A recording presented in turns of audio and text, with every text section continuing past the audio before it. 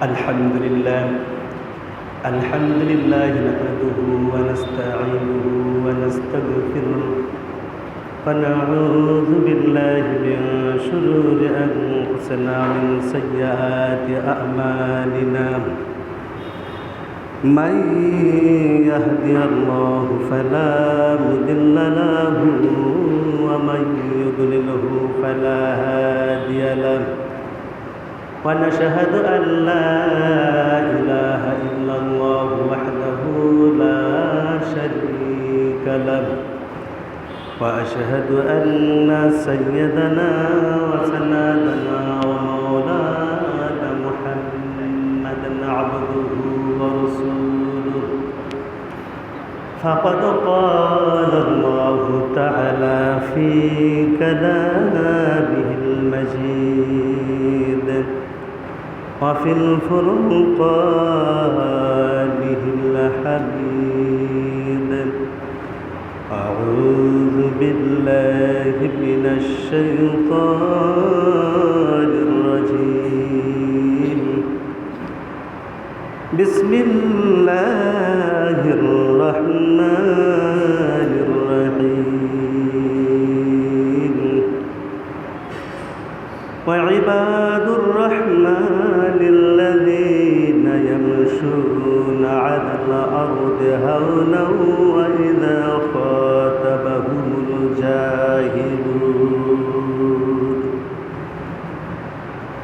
وإذا خاطبهم الجاهلون قالوا سلاما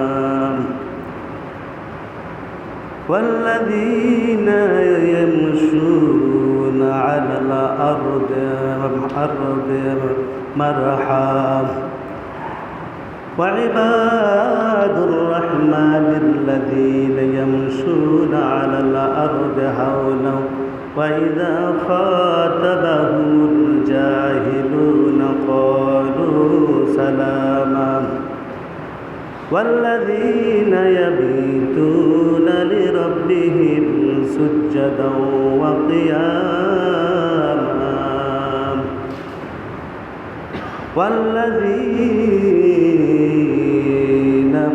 يقولون ربنا اصرف عنا عذاب جهنم إن عذابها كان غراما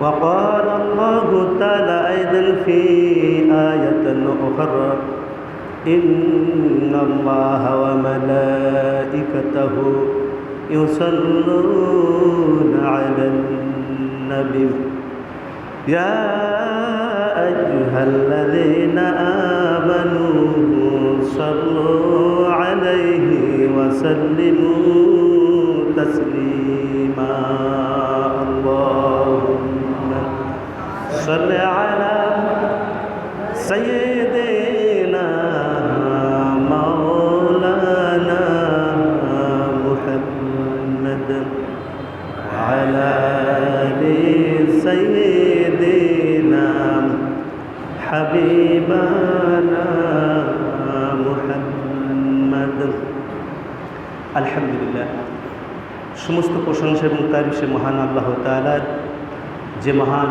আল্লাহ তাআলা আমাদেরকে আরবি বৎসরের শেষ মাসের শেষ জুমা আর 1 থেকে 2 দিন পরে আপনার আরবি বৎসরের প্রথম মাস মুহররম মাস আগমন করবে। তার পূর্বে সর্বশেষ জুমায় আল্লাহ তাআলা আমাদেরকে পবিত্র জুমার আজানের পর মহান আল্লাহ তাআলার হুকুম পালন করার জন্য তার পবিত্র ঘর জুমা মসজিদে আমাদেরকে একত্রিত হওয়ার জন্য তৌফিক দান করেছেন। এজন্য সবাই আমরা মহান মাবুদের দরবারে কালিমাতুশ শুকর আদায় করি আলহামদুলিল্লাহি রাব্বিল আলামিন।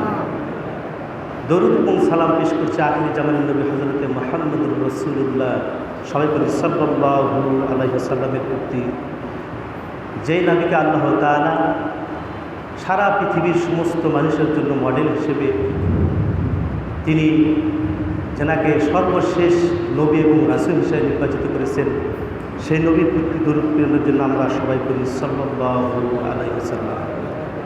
সম্মানিত মুসলিম কিরাম, মহান আল্লাহ তাআলা আমাদের সৃষ্টি করেছেন। সৃষ্টির উদ্দেশ্য হচ্ছে ওমা খালাকতুল জিন্না ওয়াল ইনসা ইল্লা লিয়াবুদুন, সূরা জারিয়াত। একটা মাত্র উদ্দেশ্যে সৃষ্টি করেছেন, সেটা হচ্ছে ইবাদত। ইবাদত শব্দের অর্থ হলো গোলামি করা।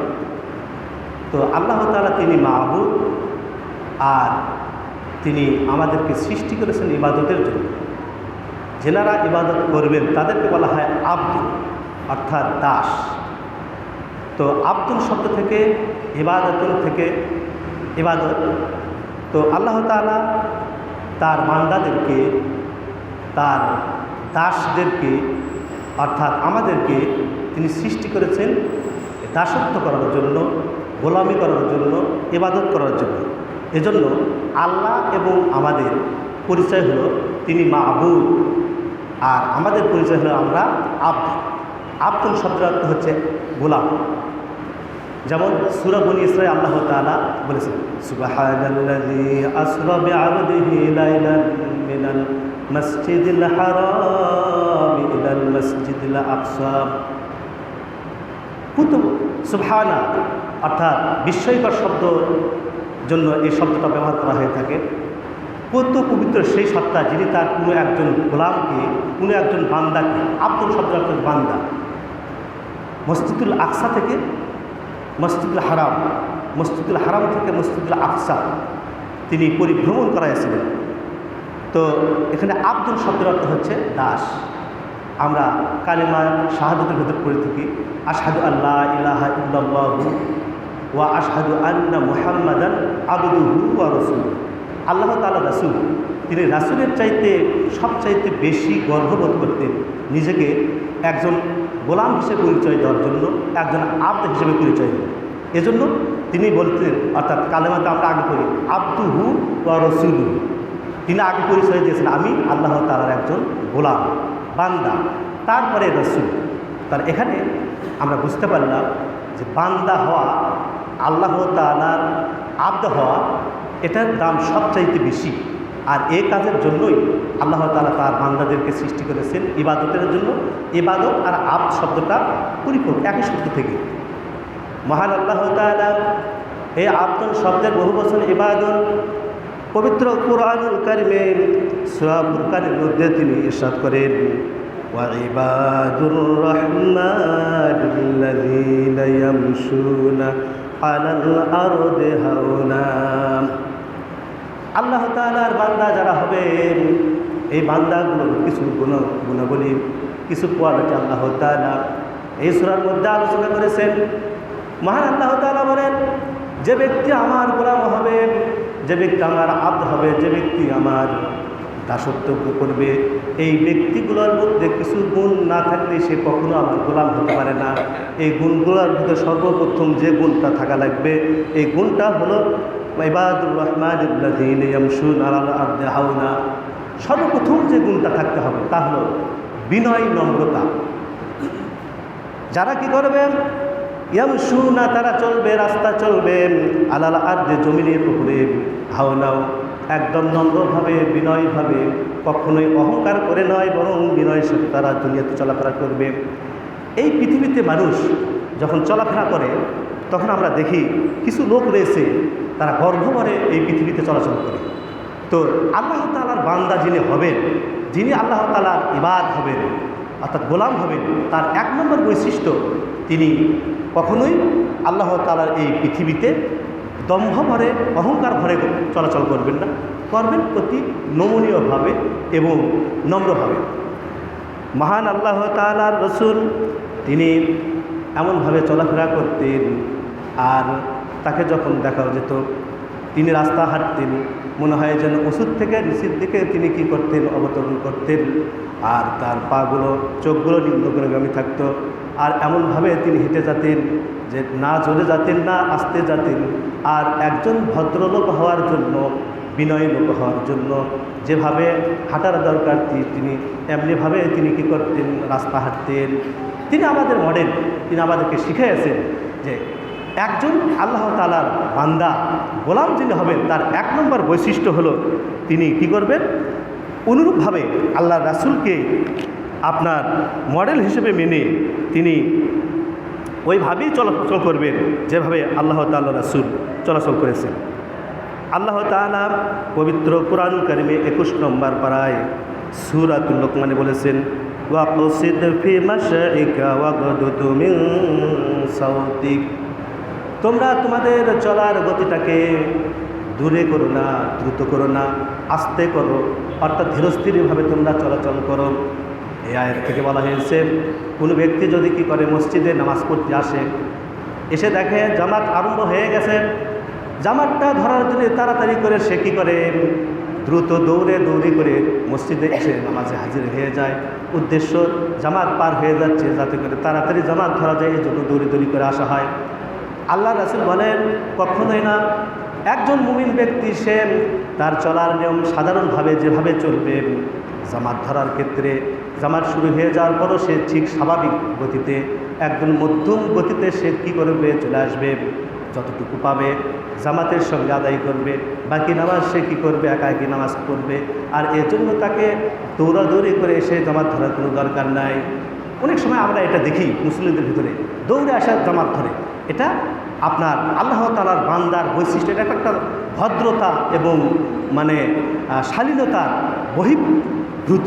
এজন্য আল্লাহ তাআলা রাসূল তিনি নিষেধ করেছেন সবসময় একজন ইমানদার ব্যক্তি, একজন মুমিন ব্যক্তি, একজন আল্লাহ তাআলার বান্দা তিনি সবসময় নম্রভাবেই চলবেন, ভদ্রভাবে চলবেন।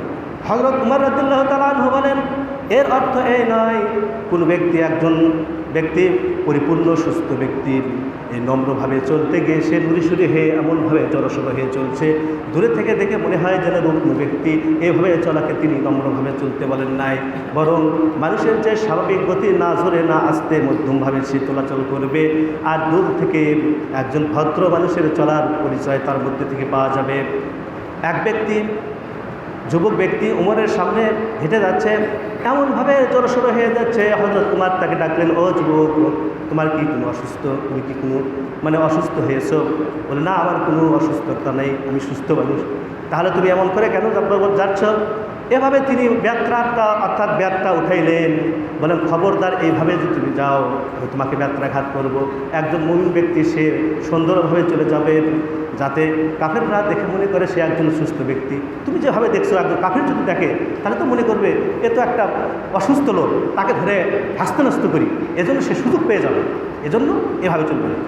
মূল কথাটা হলো সে বিনয়ের সাথে মার্জিতভাবে, অহংকার না করে সুন্দরভাবে সে চলবে। এক্ষেত্রে আল্লাহ তাআলা পবিত্র কুরআনুল কারীমে সূরা বনী ইসরাঈল বলেছেন, ওয়ালা তামশি ফিল আরদি মারহা ইন্নাকা লাম তাখলিকাল আরদা লাম তাবলুগুল জিবালা তুলা।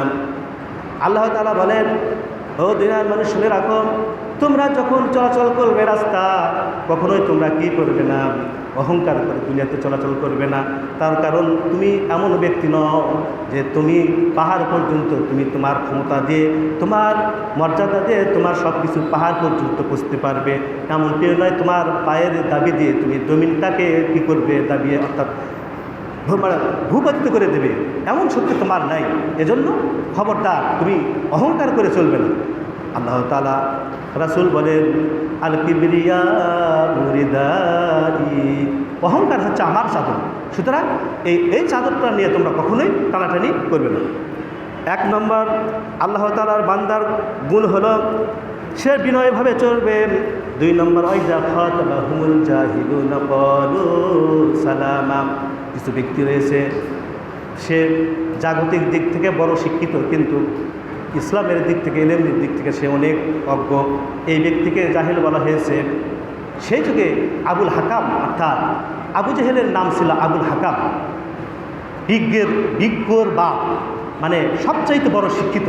কিন্তু কোরআনের ইলম না থাকার কারণে তাকে আমরা আজকে চিনি আবু জেহেল, মানে মূর্খের বাপ, সবচাইতে বড় মূর্খ। সে ছিল সবচাইতে বড় জ্ঞানী, সে ছিল ওই দেশের মানে প্রধান, অথচ কোরআনের ইলম না থাকার কারণে তাকে বলা হচ্ছে আবু জেহেল, সবচাইতে বড় মূর্খ।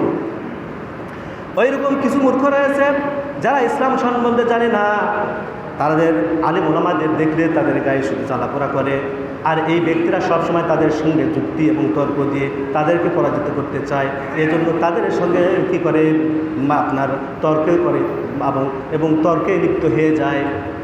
বলছে আল্লাহর বান্দা যারা হবে তাদের সঙ্গে যদি কোনো এইরকম জাহেল ব্যক্তি আপনার তর্ক বিতর্ক করে, তখন তারা তাদের সঙ্গে তর্ক বিতর্ক না করে, তাদের সঙ্গে খারাপ ব্যবহার না করে, খারাপ কথা ব্যবহার না করে তারা তাকে বলবে আসসালামু আলাইকুম, তাদের সঙ্গে সালাম বিনিময় করে আস্তে করে তারা পাশ কেটে চলে যাবে। তাহলে 2 নম্বর গুণ হলো আল্লাহ তাআলার বান্দা সে কখনো মূর্খ ব্যক্তিদের সঙ্গে মূর্খতার স্বরূপ ওইরকমভাবে তাদের সঙ্গে কী করবে না, খারাপ আচরণ করবে না, বরং সে কখনোই শালীনতা নিয়ে তার সাথে কথা বলবে না। হয়তোবা এক সময় তার সাথে এই কথায় উদ্বিগ্ন হয়ে ধৈর্য ধারণ করে না সেও খারাপ কথা বা তার সাথে খারাপ আচরণ করতে পারে।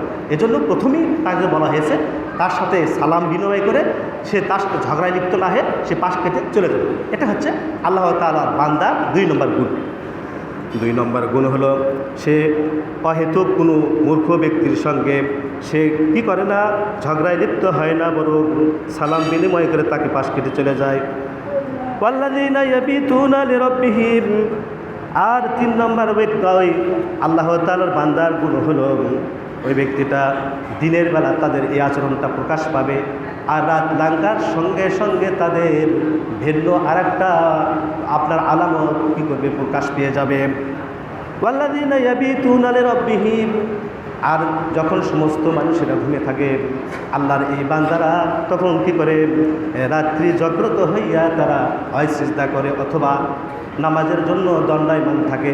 তাদেরকে যদি রাত্রিতে দেখা হয় তাহলে দেখা যাবে নামাজের সিজদায় পড়ে রয়েছে অথবা নামাজের জন্য দণ্ডায়মান হয়েছে।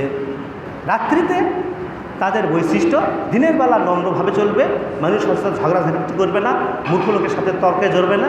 রাত্রিবেলা সমস্ত মানুষরা ঘুমিয়ে থাকবে, তখন তারা ঘুমিয়ে না থাকে আল্লাহ তাআলার ইবাদতের জন্য জাগ্রত হয়ে রুকু এবং সিজদার মাধ্যমে তারা এই রাত্রিটাকে যাপন করবে। আল্লাহ তাআলা অন্য আয়াতে বলেন তাতাজাফা জুনুবুহুম আনিল মাদাজি', আর ওই ব্যক্তি হলো এমন ব্যক্তি যারা সমস্ত মানুষেরা ঘুমিয়ে থাকে, আর এই ব্যক্তিগুলো আল্লাহ তাআলার ইবাদতের জন্য তাদের পৃষ্ঠদেশকে পার্শ্বদেশকে বিছানা থেকে পৃথক করে আল্লাহ তাআলার জন্য দণ্ডায়মান হয়ে যায়।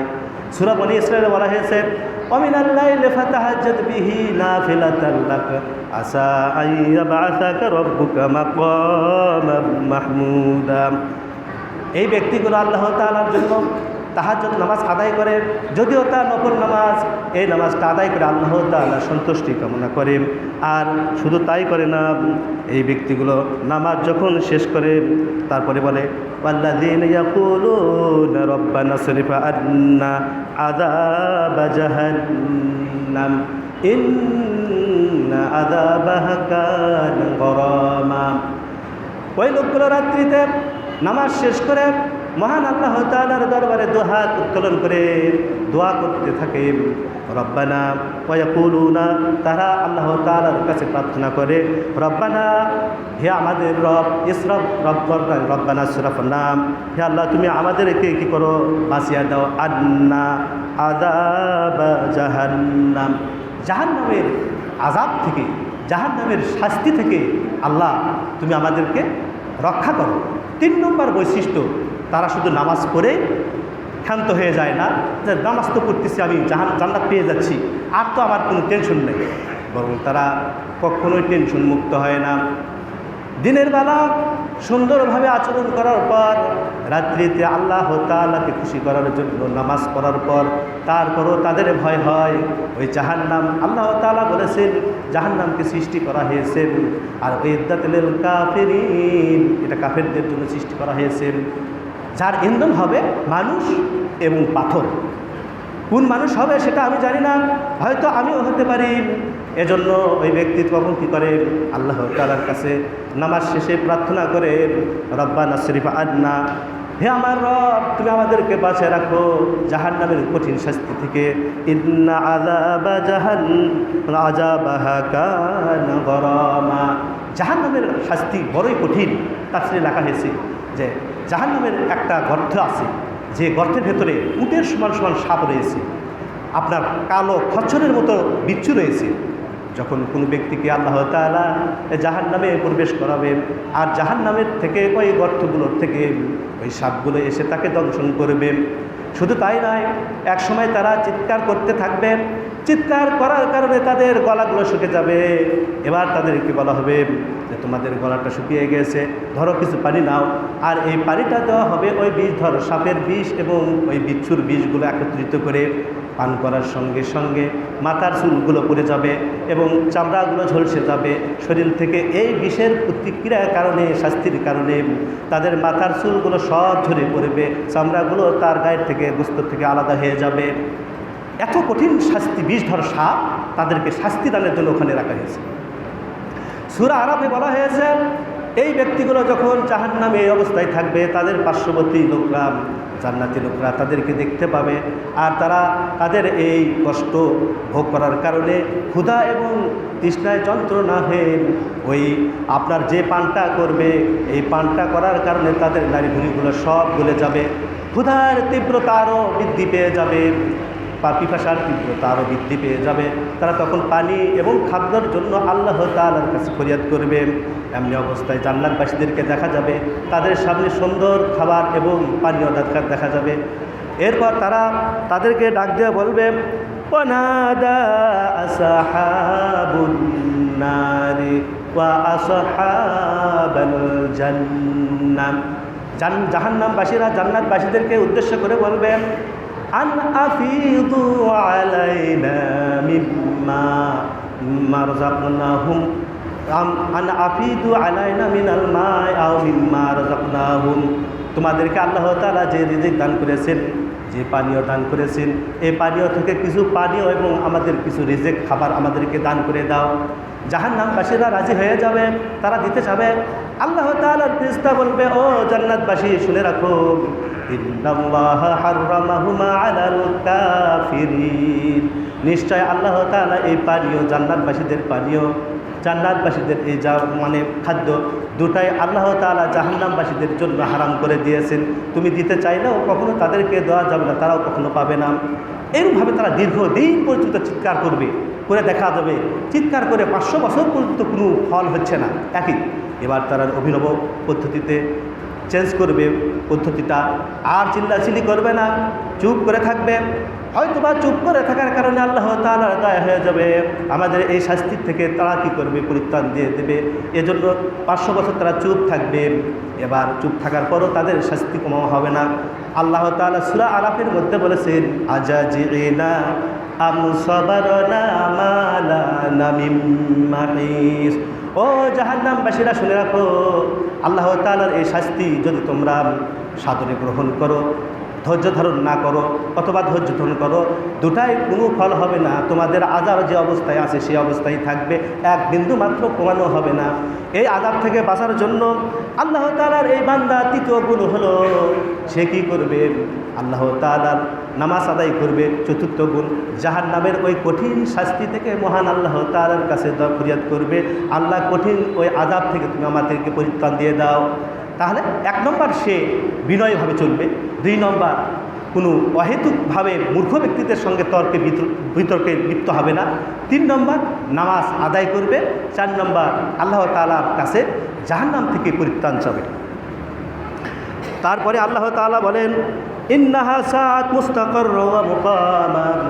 কেন পরিত্রাণ চাবে? এই জন্য যে যত ঘর রয়েছে, এই ঘর আবাসস্থলের মধ্য থেকে সবচাইতে নিকৃষ্টতম আবাসস্থল হলো এই জাহান্নাম। এই জাহান্নাম হচ্ছে সবচাইতে নিকৃষ্টতম আবাসস্থল, এর চাইতে বেশি নিকৃষ্টতম আবাসস্থল আর দুনিয়া এবং আখিরাতে কোথাও নেই। বলা হয়েছে আল্লাহ তাআলা জিবরিলকে বলবেন, ও জিবরিল তুমি চলে যাও, দেখো তো জাহান্নামবাসীরা যারা তারা কি করছে, অমুক এক ব্যক্তিকে ডেকে নিয়ে এসো। প্রথমবারে জিবরিল গিয়ে তাকে খুঁজে পাবে না, দ্বিতীয়বার এসে বলবে আল্লাহ আমি তাকে খুঁজে পাচ্ছি না। আল্লাহ বলবে অমুক পাশে দেখো উপর হয়ে রয়েছে। তারপরে তাকে নিয়ে আসা হবে তার সামনে, তারপরে জিজ্ঞেস করা হবে ও জাহান্নামবাসী, আমি ওয়াদা করেছিলাম, কোরআনে ওয়াদা করেছিলাম যে যদি তোমরা আল্লাহ তাআলার দিন থেকে সরে যাও তোমাদেরকে জাহান্নাম দেওয়া হবে। আর আমি কোরআনে ওয়াদা করেছিলাম জান্নাতের বাসস্থান সবচাইতে নিকৃষ্ট, তুমি এই জাহান্নামকে কেমন অবস্থায় পেয়েছো? সে বলবে আল্লাহ এর চাইতে নিকৃষ্ট ঘর আর নাই, খুব কঠিন নিকৃষ্ট অবস্থায় আমি রয়েছি। তারপরে আল্লাহ তাআলার কাছে ফরিয়াদ করবে, আল্লাহ তুমি তো ওই জায়গা থেকে আমাকে উঠে নিয়ে যাচ্ছ, তোমার কাছে ফরিয়াদ, তুমি আর আমাকে দ্বিতীয়বার ওখানে নিয়ে যায় না। খুবই কঠিন জায়গা, খুবই কষ্টের জায়গা। বলা হয়েছে যে এমন কষ্ট জায়গা, যে কষ্টটা উদাহরণ দেওয়া হবে এমন কোনো উদাহরণ নাই। তোমাদের চক্ষু এমন কোনো দিন দেখে নাই এই যে শাস্তিটা, অন্তরটা কোনো দিন উপলব্ধি করতে পারে না, শাস্তির তীব্রতা এত বেশি হবে। আর তোমাদের বাস্তবে তোমরা কোনো দিন এই শাস্তি সম্বন্ধে তোমাদের কোনো অভিজ্ঞতা নাই। কোনো একটা জিনিসকে বোঝাতে গেলে আর একটা জিনিসের সঙ্গে তুলনা করতে হয়, সে তুলনা করার মতন পৃথিবীতে এমন কোনো জিনিস নাই যার সঙ্গে আল্লাহ তাআলার এই জাহান্নামের শাস্তিটা আপনি তুলনা করবেন। এই জন্য আল্লাহ তাআলা বলেন তাদের এই 4 নম্বর, তারপর তাদের আরেকটা গুণ হলো ওয়াল্লাযিনা ইযা আনফাকু লাম ইউসরিফু ওয়া লাম ইয়াকতুরু। তাদের দেওয়া যে সম্পদ, এই সম্পদ থেকে কিছু অংশ তারা আল্লাহ তাআলার রাহে ব্যয় করবে। তবে এই ব্যয় করার ক্ষেত্রে তারা কখনো কি করবে না, মানে সবচাইতে বেশি ব্যয় করার কারণে অপচয় তারা কখনো করবে না, আবার কার্পণ্যতাও করবে না। দুটার মাঝামাঝি তাদের অবস্থান। কিছু লোক রয়েছে দান করতে করতে সব কিছু দান করে রাস্তায় বসে রয়েছে। আল্লাহ তাআলা বলেন এটাও তোমাদের জন্য ঠিক না। তার কারণ তুমি দান করো, তবে তোমাকে নিজেকে রাস্তায় বসিয়ে নয়। দানের ক্ষেত্রে বা ব্যয়ের ক্ষেত্রে তোমরা কি করবে, কার্পণ্যতাও করবে না, বেশি বেশি দান অর্থাৎ নিজেকে পথে বসিয়ে এমন ধরনের কোনো দান করবে না। বরং এই দুটার মাঝখানে তোমরা কি করবে, যা কিছু দরকারি কাজটা তোমরা সমাধান করবে, মিতব্যয়ী ব্যয় করবে, যা দরকার ঠিক তাই করবে, অপচয় করবে না। কারণ ইন্নাল মুবাজ্জিরিনা কানু ইখওয়ানাশ শায়াতিন, যারা অপচয় করে তারা হচ্ছে শয়তানের ভাই। তো এজন্য মুমিন ব্যক্তি সে না কৃপণ বখিল হবে না, সে মুসরিফ অর্থাৎ তাসরিফ করবে না, মুবাজ্জির হবে না অর্থাৎ অমিতব্যয়ী যাকে বলা হয়, মানে বেশি বেশি খরচ করা, এটাও হবে না। দুটার মাঝখানে তাদের অবস্থান। তো এই গুণগুলো যদি কোনো ব্যক্তির ভিতর পাওয়া যায়, তাকে আল্লাহ তাআলা বলেছেন এ হচ্ছে আমার বান্দা। আর আব্দুল বহুতুল ইবাদুল, আল্লাহ তাআলা বলেন এই গুণ বিশিষ্ট আরও বেশ কয়েকটা গুণ রয়েছে। এই গুণগুলো যদি অর্জন করে কোনো একটা বান্দা, যদি সে আল্লাহ তাআলার জন্য এই গুণটা অর্জন করে আল্লাহ তাআলার বান্দা হয়ে যায়, তাহলে এই বান্দা হয়ে যাওয়ার কারণে আল্লাহ তাআলা তাকে বলেন, এই বান্দার জন্য বলা হয়েছে ফাদখুলি ফি ইবাদি ওয়াদখুলি জান্নাতি। হে আমার ওই বান্দা, যে এই গুণগুলো অর্জন করেছো, তোমাকে একটা অন্তর দান করা হবে। সে অন্তরটার নাম হচ্ছে মুতমাইন্না। এই অন্তরটা তোমাকে দান করা হবে। তুমি যে ব্যক্তি এই গুণগুলো অর্জন করে আল্লাহ তাআলার বান্দা হয়ে গেল, বলা হয়েছে হে অন্তর তুমি কি করো, ওই বান্দার মধ্যে প্রবেশ করো, আর ওই বান্দাকে নিয়ে তুমি জান্নাতে প্রবেশ করো। তাহলে ইবাদ, এখানেও ইবাদ বলা হয়েছে, ওখানেও ইবাদ বলা হয়েছে। তো যে ব্যক্তি আল্লাহ তাআলার এই বান্দা হওয়ার গুণগুণ অর্জন করার কারণে আল্লাহ তাআলা বলছেন ফাদখুলি ফি ইবাদি, তোমরা আমার বান্দা হয়ে যাও, আমার বান্দা হয়ে যাও, গোলাম হয়ে যাও। আমি মাবুদ তোমাদেরকে কি করব, ওয়াদখুলি জান্নাতি, আমার জান্নাতের ভিতর তোমাকে জায়গা দেব। যে জাহান্নাম থেকে তুমি আমার কাছে পরিত্রাণ চেয়েছো, ওই জাহান্নামে তোমাকে আর যেতে হবে না। আল্লাহ তাআলা আমাদেরকে তৌফিক দান করুন, যাতে করে আমরা এই যে গুণগুলো বলা হলো, এই গুণগুলো অর্জন করে আল্লাহ তাআলার একজন প্রকৃত বান্দা। আমরা তো সবাই আল্লাহ তাআলার বান্দা, কিন্তু খাস বান্দা, আল্লাহ তাআলা খাস বান্দা হওয়ার জন্য যে গুণগুলো এখানে আলোচনা করেছেন, বেশ নিচে আরও কয়েকটা গুণ রয়েছে, সময় স্বল্পতার কারণে বলতে পারলাম না। এই গুণগুলো যদি আমরা অর্জন করতে পারি, আল্লাহ তাআলার বান্দা যদি হতে পারি, তাহলে লা খাউফুন আলাইহিম ওয়া লা হুম ইয়াহজানুন, যেদিন সমস্ত মানুষ চিন্তিত হয়ে যাবে, মানুষেরা সেদিন কাপড় পরবে না, নিজের লজ্জাস্থানের কাউকে দেখার জন্য মানে এরকম কোনো তাদের মানে ফিলিংস থাকবে না। ঠিক সেই দিনে ওই ব্যক্তিদের কোনো চিন্তা হবে না, তারা একমাত্র আল্লাহ তাআলার আনন্দে তারা মানে দিশাহারা থাকবে, তারা হাউজে কাউসার পান নিয়ে ব্যস্ত থাকবে, তাদের কোনো টেনশন নাই। এজন্য আল্লাহ তাআলার বান্দা হওয়া আমাদের জন্য খুবই জরুরি। আল্লাহ তাআলার বান্দা যদি আমি হতে পারি তাহলে আল্লাহ তাআলা আমাকে জান্নাত দান করবেন। আমাদের জন্য কোনোই চিন্তা নাই, আমাদের কোনোই আপনার কি নাই, হতাশা নাই। তো আল্লাহ তাআলা আমাদের সকলকে আল্লাহ তাআলার বান্দা হওয়ার জন্য এই গুণগুলো অর্জন করার জন্য তৌফিক দান করুন। আমা তৌফিক ইল্লা বিল্লাহ ওয়া আখিরু দাওয়ানা আলহামদুলিল্লাহি রাব্বিল আলামিন। আসসালামু আলাইকুম ওয়া রাহমাতুল্লাহি ওয়া বারাকাতুহু। তো আপনারা এখন সুন্নাত পড়বেন, তার আগে আমার পরিচয় সংক্ষিপ্ত একটু বলি। আমার নাম মোহাম্মদ হিফজুল বারি, আমার দেশের বাড়ি নন্দীগ্রাম থানা, বীজরুলের পাশে গোসাইল গ্রাম। আমি প্রায় 20-22 বছর